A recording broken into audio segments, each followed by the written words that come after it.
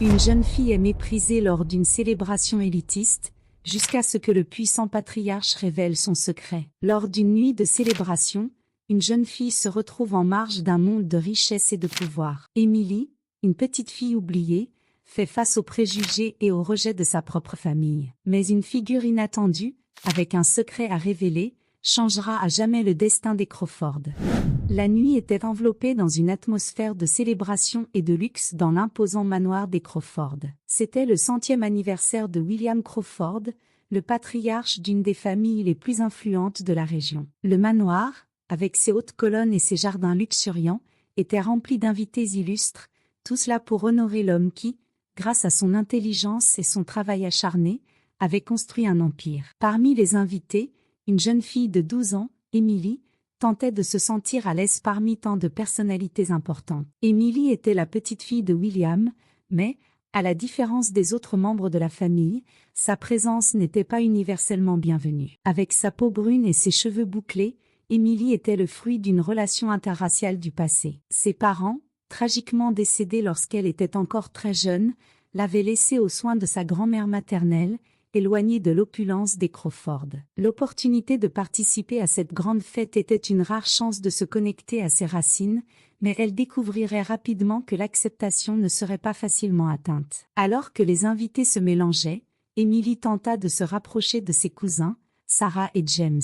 Ils étaient un peu plus âgés, respectivement 15 et 16 ans, et semblaient beaucoup plus à l'aise dans cet environnement sophistiqué. Sarah, avec son expression froide et hautaine, fut la première à remarquer la présence d'Emily. « Qui t'a laissé entrer ici ?» demanda Sarah avec un regard de mépris. « Cet endroit n'est pas pour toi, tu le sais ?» Pas avec cette apparence. James, qui se tenait à côté de Sarah, laissa échapper un rire sarcastique. « Oui, tu devrais être en train de servir la nourriture, pas de participer à la fête, ajouta-t-il avec un sourire malicieux. Leurs mots frappèrent Emily comme un coup de poing. Elle tenta de répondre, mais sa voix mourut dans sa gorge. Elle se sentait exposée, comme si tous les regards étaient braqués sur elle, la jugeant. Les rires de Sarah et James résonnaient dans son esprit, amplifiant son humiliation. Les larmes commencèrent à monter à ses yeux, mais elle refusa de pleurer là, devant tout le monde. Avec un cœur lourd et une tristesse profonde, elle se retourna et courut hors de la salle, ignorant les regards réprobateurs qui la suivaient. Dans le jardin, Emily trouva refuge près d'un petit étang, où la musique et les rires de la fête n'étaient plus que des murmures lointains. Elle s'assit sur un banc, permettant enfin aux larmes de couler. Le doux bruit de l'eau contre la rive était son seul réconfort cette nuit froide et solitaire. Elle se demanda pourquoi elle était là, dans un endroit où elle n'était clairement pas la bienvenue, et si elle pourrait un jour se sentir réellement membre de cette famille. Perdue dans ses pensées et sa douleur, Emily ne remarqua pas l'approche d'une silhouette grande et imposante. William Crawford, le patriarche de la famille, était connu pour son aversion envers les grandes fêtes, préférant passer son temps en solitude, à réfléchir à la vie et à ses nombreuses années d'expérience. Il s'était éloigné de l'agitation de la fête pour une promenade tranquille dans les jardins et fut surpris de trouver sa jeune petite fille en pleurs, toute seule. Emily, sa voix était grave, mais teintée d'une douceur inattendue. La jeune fille leva les yeux, surprise, essuyant rapidement ses larmes avec le dos de ses mains. William s'assit à côté d'elle, son expression grave s'adoucissant un peu. « Pourquoi es-tu ici dehors, toute seule ?» Emily hésita, se sentant encore vulnérable et honteuse, mais quelque chose dans la présence calme de son grand-père l'encouragea à parler. « Je ne me sens pas à ma place ici, » commença-t-elle, la voix tremblante. « On dit que je ne devrais pas être là, que je n'ai pas ma place ici. » Le visage de William devint pensif, ses yeux fixés sur le lac. Il prit une profonde inspiration avant de parler. « Tu sais, Emily, moi aussi je me suis déjà sentie ainsi dans ma vie, comme si je n'avais ma place nulle part. Mais j'ai appris que la valeur d'une personne n'est pas définie par les autres, mais par qui elle est et par ce en quoi elle croit. » Emily le regarda avec curiosité. Il était rare d'entendre William parler de sentiments ou d'expériences personnelles. Il continua, « Cette famille a une histoire riche et complexe, et tu en fais partie intégrante. Ne laisse personne te faire sentir que tu vaux moins que tu ne le es. » Emily ressentit une chaleur réconfortante se répandre dans sa poitrine. Elle n'avait jamais imaginé que son grand-père, toujours si réservé et austère, puisse comprendre sa douleur. « Merci, Grand-père, murmura-t-elle avec un petit sourire timide. William esquissa un léger sourire en retour, chose rare sur son visage habituellement sérieux. Retournons à la fête, dit-il en se levant et en tendant la main à Émilie. Je pense qu'il est temps que certaines vérités soient dites. Avec la main ferme de son grand-père pour la guider, Émilie sentit un nouveau sentiment d'appartenance. Bien qu'elle ne sache pas ce que William prévoyait de dire, elle se sentait renforcée par sa présence et par la promesse de faire face aux difficultés ensemble.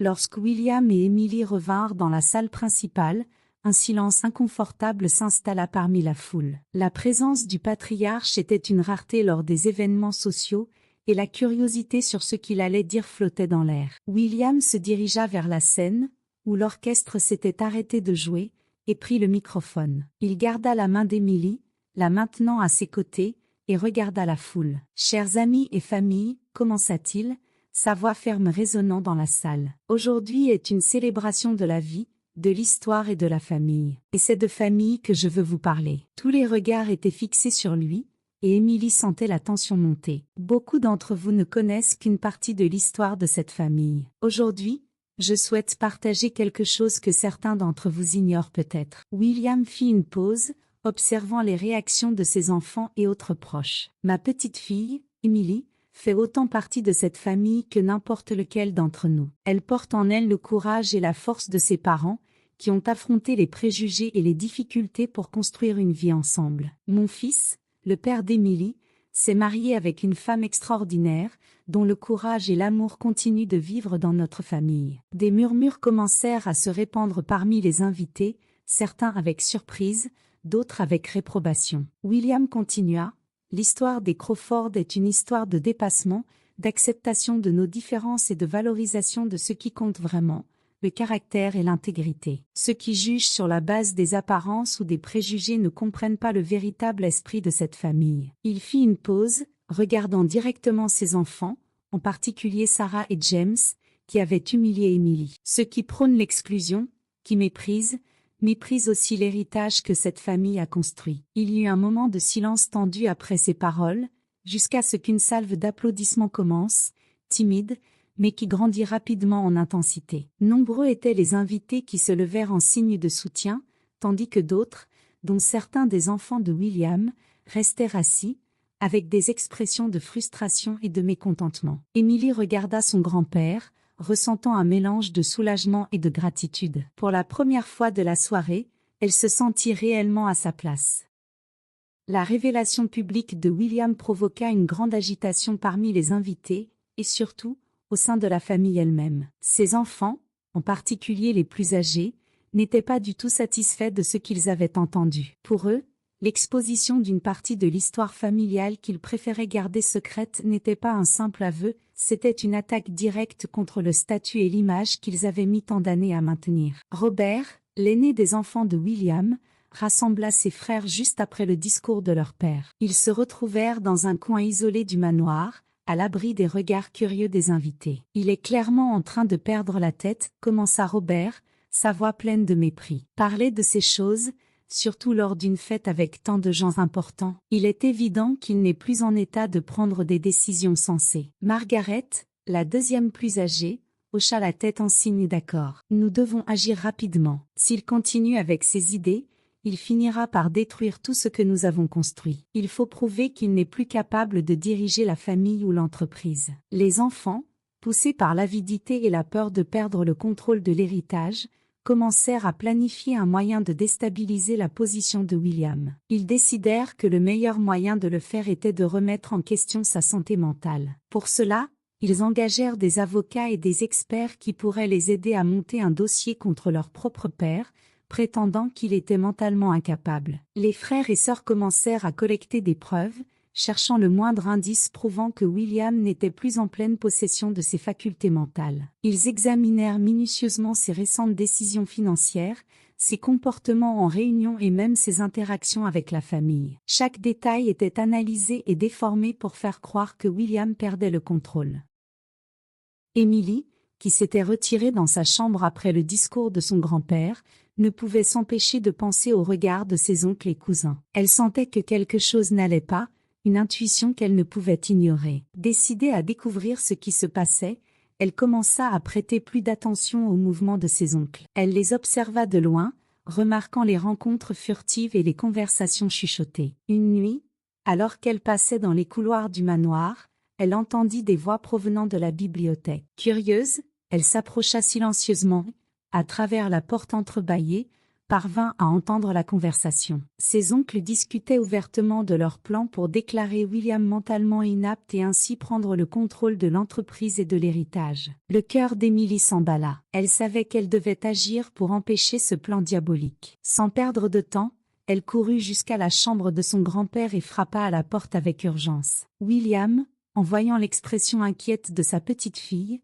lui permit d'entrer. Emily lui raconta tout ce qu'elle avait entendu, sans cacher la crainte et l'inquiétude dans sa voix. William resta silencieux pendant quelques instants, traitant l'information. Il avait toujours su que ses enfants étaient ambitieux, mais une trahison si directe le frappa profondément. Pourtant, il n'était pas un homme à se laisser abattre facilement. Avec un regard déterminé, William serra Emily dans ses bras et la remercia pour son courage. « Nous ne les laisserons pas nous abattre, Emily. Nous nous battrons pour ce qui est juste, dit-il fermement. Ils commencèrent à élaborer un plan pour démasquer les enfants de William et protéger l'intégrité de la famille. William et Emily travaillèrent ensemble, rassemblant des documents et des témoignages prouvant la santé mentale et la compétence de William. De plus, ils recherchèrent le soutien d'amis proches et d'alliés qui pourraient témoigner en sa faveur. William se prépara également à une confrontation directe, décidé à affronter ses enfants et à exposer leurs véritables intentions. À chaque étape du plan,